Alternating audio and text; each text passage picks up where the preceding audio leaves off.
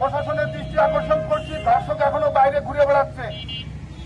জনতা আজকে এমন একটি বিষয় নিয়ে, নেককারজনক ঘটনা নিয়ে আমরা রাস্তায় দাঁড়িয়েছি। এটার প্রতিবাদে রামপুর গ্রামে 9 বছর বয়সী একটি শিশু ধর্ষণের শিকার হয়েছে। আমরা এই ধর্ষণের তীব্র প্রতিবাদ জানাচ্ছি, প্রশাসনের দৃষ্টি আকর্ষণ করছি, ধর্ষক এখনো বাইরে ঘুরে বেড়াচ্ছে।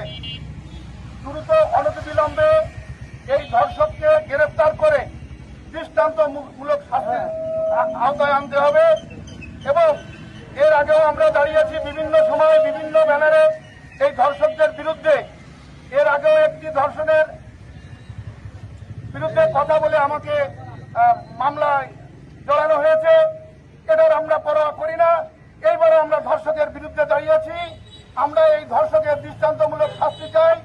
আগামী 24 ঘন্টার ভিতরে এই ধর্ষককে গ্রেফতার করে তার দৃষ্টান্তমূলক শাস্তির দাবি জানাচ্ছি এবং প্রশাসনের দৃষ্টি আকর্ষণ করছি, কোনোভাবে কোনো কিছুর প্রভাবিত না হয়ে আইনি জটিলতা দেখায় এটাকে ভিন্ন খাতে যেন প্রবাহিত করা না হয়। 24 ঘন্টার ভিতরে এই ধর্ষককে গ্রেফতার করে আইনের হাতে সোপর্দ করুন, অন্যথায় আমরা কঠোর থেকে কঠোর আন্দোলনের নেমে পড়ব। ধন্যবাদ সকলকে।